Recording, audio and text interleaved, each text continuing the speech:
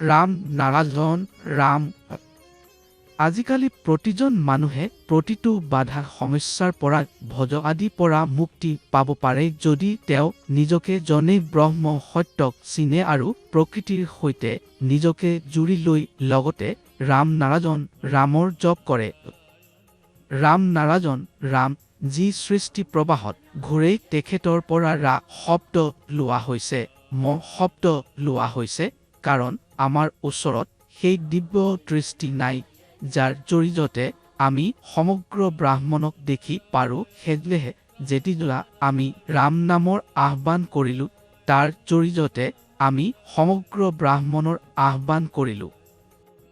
পিছত আমি জপো নাৰায়ণ না শব্দৰে আমি ব্ৰাহ্মণৰ ভিতৰত থকা যি অণু পৰমাণু গ্যালাক্সি বা যি কিছুমান আছে সকলোৰে আহ্বান কৰিলোঁ।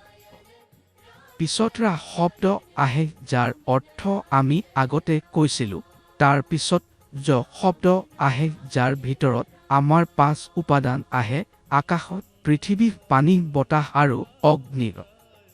পিছত ন শব্দ আহে অৰ্থাৎ আমাৰ সমগ্ৰ ব্ৰাহ্মণত বহু অজ্ঞাত গৃহ আছে, অন্য ব্ৰহ্মাণ্ড আছে আৰু বহু এনে বস্তু আছে যাৰ সন্ধান বিজ্ঞান এতিয়ালৈকে নাপালে। সেয়েহে ন শব্দৰে আমি তেওঁলোকৰ সকলো আহ্বান কৰিলোঁ। তেন্তে ৰাম নাৰায়ণ ৰামৰ জপ কৰোঁতে সৃষ্টিত থকা সকলোবোৰ বস্তুৰ আমি আহ্বান আৰু নমস্কাৰ কৰোঁ, সকলো জীৱক নমস্কাৰ জনাওঁ। এই কালযুগ চলি আছে সত্য যুগত মানুহৰ আজু 1 লাখ বছৰৰো বেছি আছিল। তেতিয়া মানুহে গভীৰ তপস্যা কৰিছিল। পিছত ত্ৰেতা যুগ আহিল য'ত আজু অলপ কমি গ'ল, তাত হৱনযজ্ঞৰ ব্যৱস্থা আছিল। তাৰ পিছত দ্বাপৰ যুগ আহিল য'ত আজু আৰু কমি গ'ল। এই যুগত প্ৰেমৰ প্ৰচাৰ হৈছিল আৰু প্ৰেমৰ বাৰ্তা দি যোৱা হৈছিল। এতিয়া কালযুগ চলি আছে য'ত এজন মানুহৰ আজু 7 বছৰো কম। এই পৰিস্থিতিত মানুহ 7 বছৰলৈ ঘৰৰ কথা, পৰিয়ালৰ ল'ৰা ছোৱালী, চাকৰি আদি দেখি থাকে। তাৰ পিছত সময় কম থাকে ধ্যান বা ৰাম নামৰ জপ কৰিবলৈ। তুলসীদাসজীয়ে কৈছিল যে কালযুগত কেৱল ৰাম নামহে আধাৰ। আপোনাৰ দুখ ৰোগ বাধা সমস্যাবোৰ ৰাম নামৰ জৰিয়তে দূৰ হ'ব। যি ৰুমত বাস কৰে সেইটা ৰাম, সেই ৰাম নাম ৰাম নাৰায়ণ ৰামত জুৰি দি যোৱা হৈছে। এই বীজ মন্ত্ৰটো আপুনি সকলোৰে জপ কৰক আৰু লক্ষ্য কৰক আপোনাৰ জীৱনত কেনেকুৱা ধনাত্মক পৰিৱৰ্তন আহে। ৰাম নাৰায়ণ ৰাম নামত এটা শান্তি আৰু শক্তি আছে যি আপোনাক শক্তি দিয়ে সক্ষম কৰে আপোনাৰ কাৰ্য সিদ্ধিৰ বাবে আৰু সৃষ্টিৰ ব্ৰহ্ম সত্যৰ সৈতে জুৰি দিয়ে। মানুহ কেতিয়াবা নিজকে অসহায় আৰু দুৰ্বল বুলি ভাবিব পাৰে। জীৱনত বহু সংযোগত পৰিস্থিতি আমাৰ বিপৰীত হজল মন আমাৰ নিয়ন্ত্ৰণত নাথাকে, আমি বিবেকৰ কথা শুনি নাপাওঁ। এনে পৰিস্থিতিত মানুহ হতাশ আৰু বিষাদগ্ৰস্ত হজল।